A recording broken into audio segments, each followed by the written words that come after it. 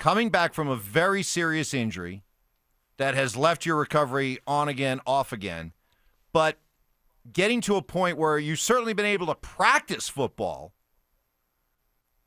But can you imagine yourself after 3 years going out and playing in a playoff game? Stoke, could you? No, absolutely not. That would be insane.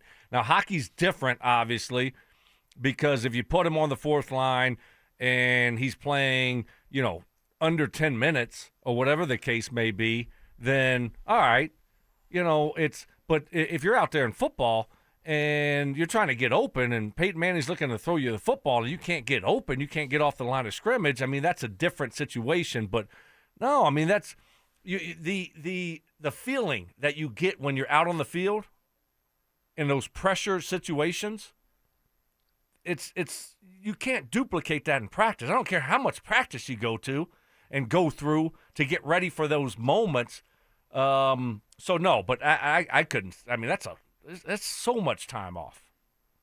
Yeah, just another reason that football is so much harder than hockey. Oh, jeez. Wow. There's no way. Oh my. There's Mark, no way you could. Get ready. There's no way you could do that. 3, 2, 1. Wow. Hockey fan 303-713-1043 RamosLaw.com text line. Mark Schlereth is his name. There's no way. There's just no way you could do it as a football player because it's tough. Right? It's much harder than hockey. So we've established that. I'm glad that we have consensus on that. So that has been thoroughly established.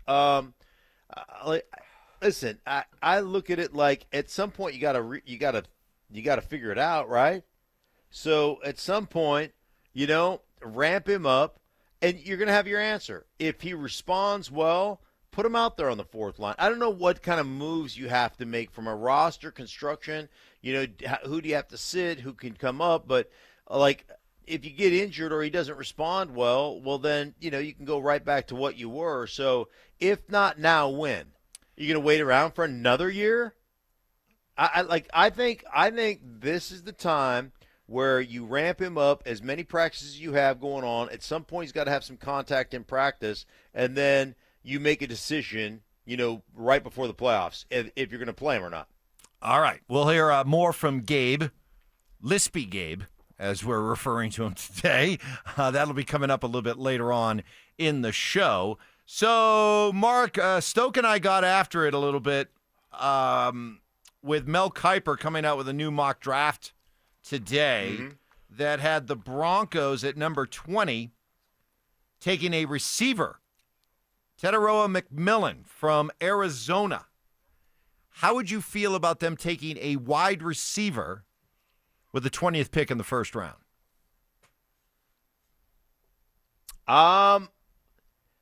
So I've heard the McMillan kid's name, and I've heard that this guy is a legit big-time player. And so, again, I would sit here and tell you that if you draft really good players that you think are going to affect your team positively and give you a better chance to be dynamic, then if that's the direction you go in, would I have a problem with them taking a receiver at 20? Do we think he's, eventually going to replace and be the guy for Cortland Sutton? I don't that doesn't bother me. I wouldn't be like, oh, no, we can't do that. Right now you've addressed your tight end position. The running back position in the NFL draft is super, super deep. You think you have a good offensive line, and you fixed your quarterback situation. So would I have a problem with them taking a wide receiver? No, I wouldn't have a problem with it. Thank you, Mark. Well said. Why would you pass on Julio Jones 2.0? This guy's 6'5", 212. He can do it all. Can I just say, isn't it so funny how whenever we do these comps, it's always to Hall of Famers and all pros. It's never a comp to somebody who is a bust. Why would I do that? Well, exactly. That doesn't sound as good. Oh, okay. Right. This is my story. Yeah, okay. All right. I'm spinning it like I want to spin it. Let's go back to Julio Jones. Thank you. Please. But Evans. Earlier today was Justin Jefferson. But, yeah, let's stay with Julio. Thanks a lot, Mike. Evans has fallen. He's fallen in the Joel Klatt trap here.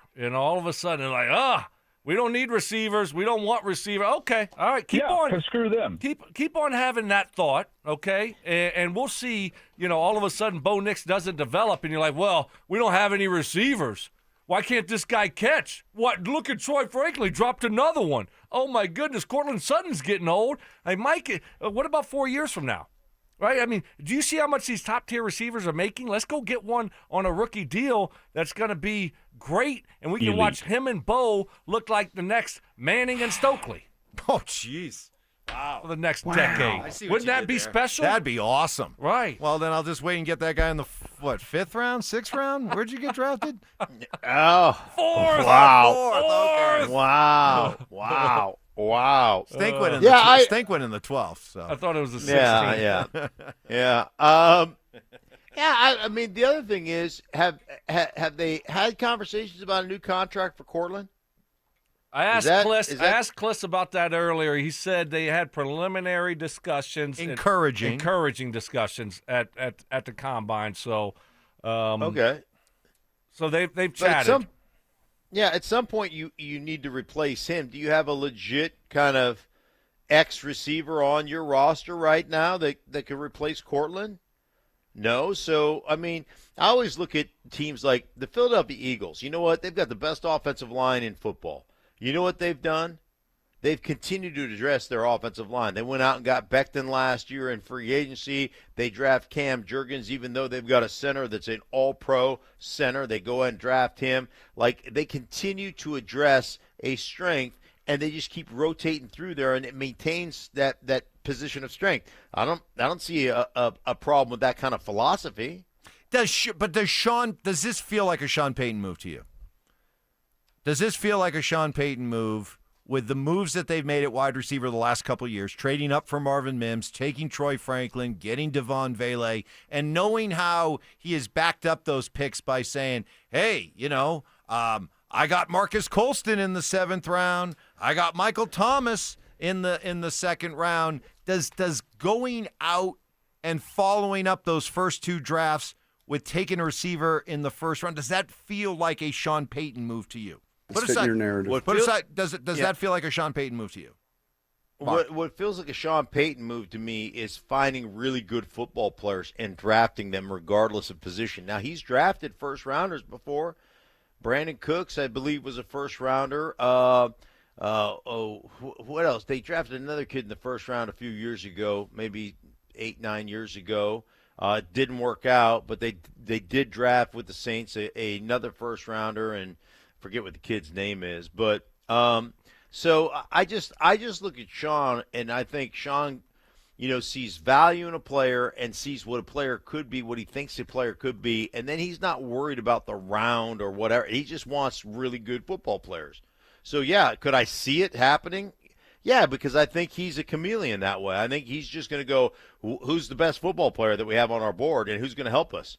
And if it's a receiver, then I'm going to take him. Absolutely. You're all over it, Mark. I mean, you're going to look at the draft and you're going to say, okay, hey, we prefer to stay on the offensive side here in the 1st round. If our 2 tight ends are gone, both our top running backs are gone, okay, we'll take a wide receiver. We think this guy's going to be great. Why would you pass on that just because you found, a Marcus Colston 30 years ago? I mean, so you're just going to keep on trying to find another Marcus Colston 30 years later? I mean, and bypass Julio Jones 2.0?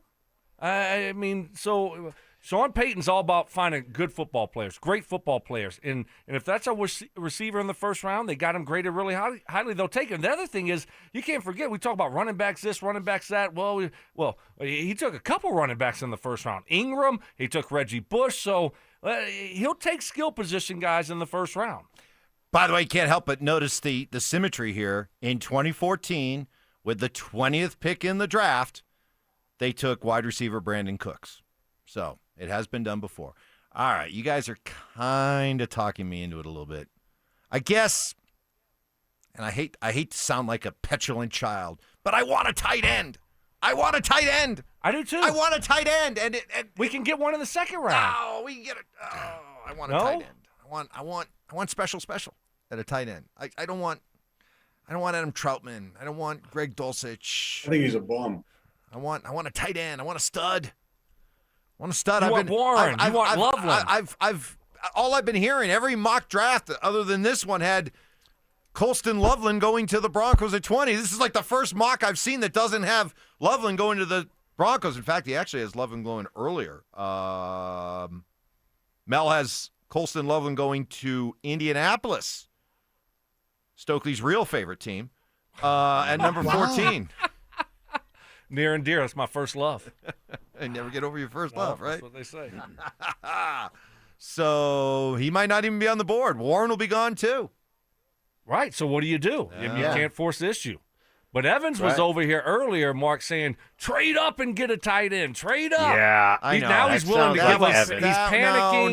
No. I got caught up in the emotion. I don't want to trade I up. was just going to say. I was just going to say, Evans probably was like, oh, pound of the day, we need to trade up to get Warren. We need to run up to 12. Oh, just total panic stricken. No, he doesn't think about. What do you have to give up? He just because I had him, I was beating him up a little bit, Mark, and I felt a little bit bad, and then so he panics and he goes, hey, we'll just trade up and get one. I did. Okay, I did. I panicked a little bit. I'm back. I'm measured. I'm composed. I don't want to trade up because you know what?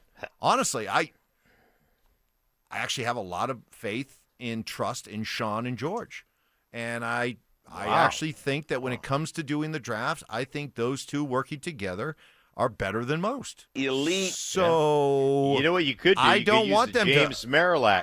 The James Marilat strategy. You could trade Bo Nix, move up in the draft, grab Ty Warren, and you know who's still out there waiting to be signed? Russell Wilson. I know. Boom. Solved it. It is amazing to me that we have people in our business who still go around today insisting that they'd be better off if Russ was still here, and that even today, Justin Fields was the right pick over Patrick Surtain. Even today, if you could do it all over again, still insisting that you take Justin Fields over Patrick Surtain. You can't make this stuff up.